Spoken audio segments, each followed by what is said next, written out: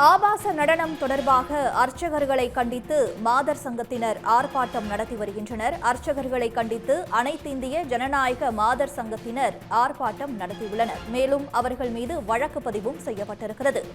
இதுகுறித்த கூடுதல் விவரங்களை தருகிறார் செய்தியாளர் மணிகண்டன். மணிகண்டன், தற்போதைய விவரம் என்ன?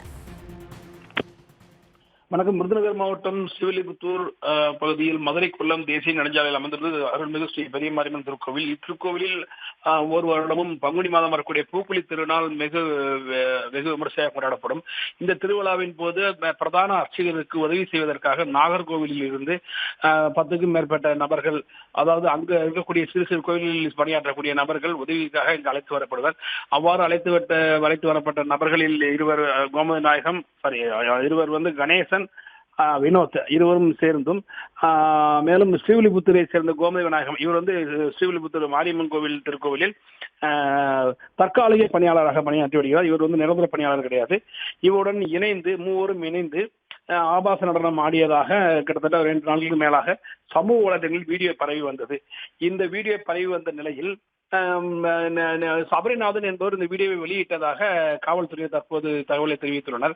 ஆபாச வீடியோவை பரப்பியதற்கு காரணமாகவும் மேற்படி இந்து மக்களின் மனதை புண்படுத்தியதற்கு காரணமாகவும் இவர்கள் மீது நடவடிக்கை எடுக்க கோரி பாண்டியராஜ் என்ற வழக்கறிஞர் நேற்று நள்ளிரவு நகர் காவல் நிலையத்தில் புகார் ஒன்றை அளித்துள்ளார். புகாரை விசாரித்த காவல்துறை அதிகாரிகள் இன்று காலை பிற்பகல் வாக்கில் வந்து 4 மீது வழக்கு பதிவு செய்துள்ளனர்.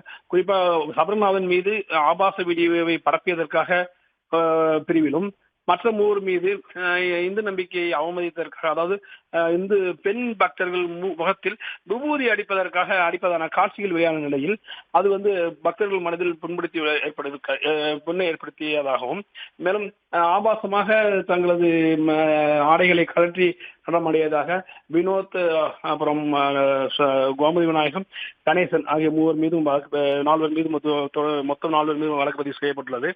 இந்த வழக்கு பதிவு செய்வதற்கு முன்னதாக நமது ஸ்ரீவில்லிபுத்தூரை சேர்ந்த அனைத்து மகளிர், அதாவது அனைத்து இந்திய மாதர் சங்கத்தினர் தலைவி ரேணுகாதேவி தலைமையில் மாரியம்மன் கோவில் வளாகத்தில் உள்ள பகுதியில் வந்து ஆர்ப்பாட்டத்தில் ஈடுபட்டனர்.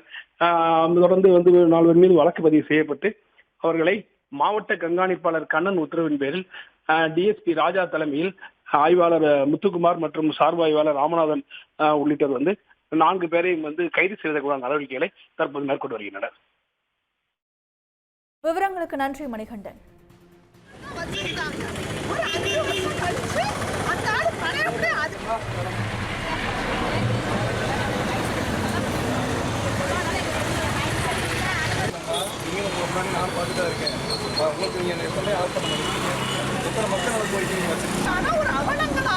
இருக்கக்கூடிய ஒரு நிலைமை என்பது ஆக மொத்தம் நீங்க நடவடிக்கை எடுத்துருந்தீங்க அப்படின்னு சொன்னா